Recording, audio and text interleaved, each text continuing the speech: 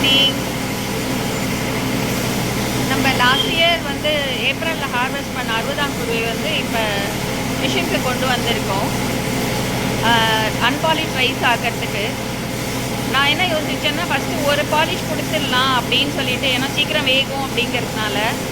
ஆனால் unpolished rice தான் வந்து ஃபுல்லாக வருது. பாலிஷ் வந்து உங்களுக்கு வந்து உடையுது உங்களுக்கு. ஸோ அதனால் ஃபுல்லாகவே அன்பாலிஷ்டாக ப்ரொசீட் பண்ண சொல்லிட்டேன்.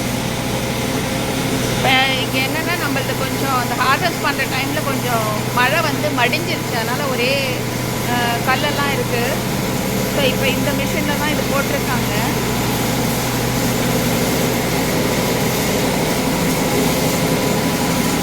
போட்டு இந்த மாதிரி இது வந்து பிரித்து கொடுத்தது. கல் மண் தனியாக வருது.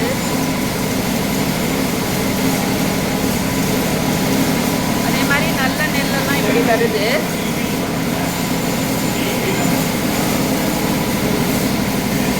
இந்த மாதிரி இது வந்து நல்லா க்ளீன் பண்ண நெல் இப்போ எடுத்து அந்த மேலே போடுவாங்க, இந்த மிஷினில் போடுவாங்க. பார்த்தீங்கன்னா அந்த மிஷினில் தெரியுது பாருங்கள். போட்டது வந்து இப்போ வந்து தோல் உரிச்சிட்டு இருக்குது.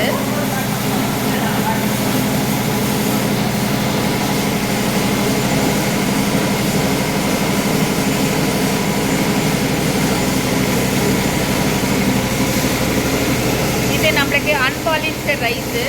ஸோ இதுதான் நம்ம யூஸ் பண்ண போகிறோம். இப்போ ஃபஸ்ட்டு எடுத்து வச்சுட்டாங்க. இப்போ என்னென்னா இன்னொரு மிஷினில் போட்டு இதில் கொஞ்சம் நெல்லெல்லாம் இருக்குது, அதெல்லாம் க்ளீன் பண்ணி நம்மளுக்கு கொடுத்துருவாங்க.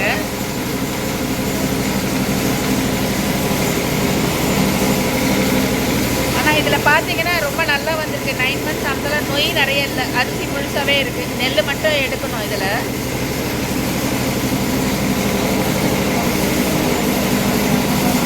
நான் ஃபஸ்ட்டு நினச்சேன், நான் சொன்னேன் இல்லையா, ஒரு சிங்கிள் பாலிஷ் பண்ணலான்னு. சிங்கிள் பாலிஷ் பண்ணால் இந்த மாதிரி உடையுது நெல், நல்லாவே உடையுது. அவங்க என்ன சொன்னாங்கன்னா பாலிஷ் பண்ணும்போது உடஞ்சிரும், பச்சரிசி வந்து உடஞ்சிரும். புழுங்கல் அரிசியாக இருந்தால் அந்த ப்ராப்ளம் வராதுன்னாங்க. சரி வேண்டாம், எனக்கு வந்து அன்பாலிஷ்டாகவே கொடுத்துருங்க அப்படின்னு சொல்லிட்டு. மெயின் என்ன, இது கொஞ்சம் குயிக்காக குக் ஆகும் அப்படிங்கிறதுனால தான் ஒரு பாலிஷ் பண்ணலாமான்னு யோசித்தேன்.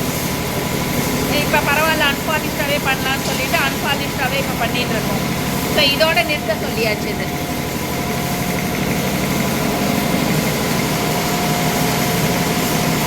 அடுத்த பேட்ச் கொட்டியிருக்காரு ரைஸ் ப்ராசஸிங்க்கு.